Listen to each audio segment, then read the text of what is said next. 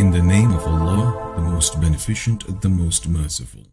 Is it true that some Muslim scholars have allowed human evolution? Yes, there's a handful, I think 2 or 3 in our times, that have basically interpreted the Quranic story as being metaphorical or whatnot.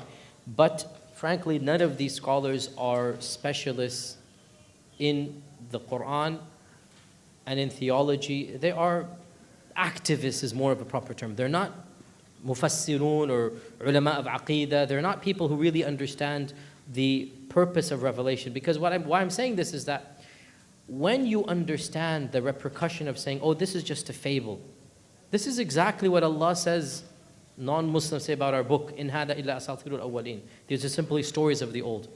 There's hardly any reputable scholar. I think there's 1 or 2 in the 70s or 80s, Abdul Sabur Shaheen or somebody, 1 or 2 who basically allowed for the theory of evolution.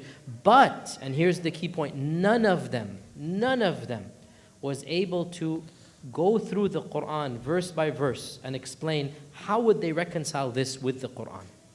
You really cannot, because the sheer diversity of adjectives and verbs and nouns when it comes to Adam and the creation of Adam, the sheer diversity of how explicitly Allah describes Adam, really, you have no way of reinterpreting every single adjective and noun.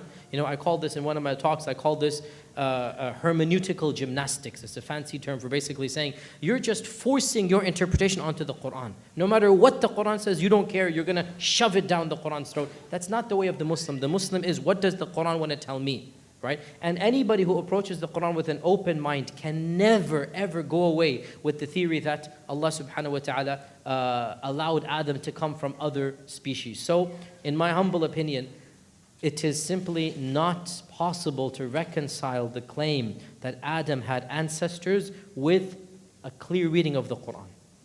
You just can't reconcile the two.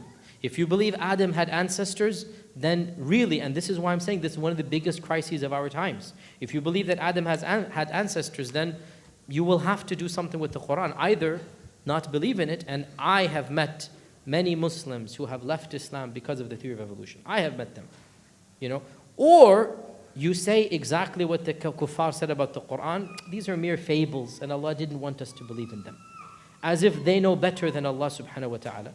And then the next stage, of course, as I said, is to reinterpret everything, which is even Allah and the angels and the existence of heaven and hell. If you're going to open this door, right, then nothing is sacred in the Quran. Think about that. We have always held the Quran at face value. That's what makes us Muslims. We have always taken this explicit wording of the Quran. To open this door is opening the door for complete deviation and heresy, and I am not going to go down that path, inshaAllah ta'ala.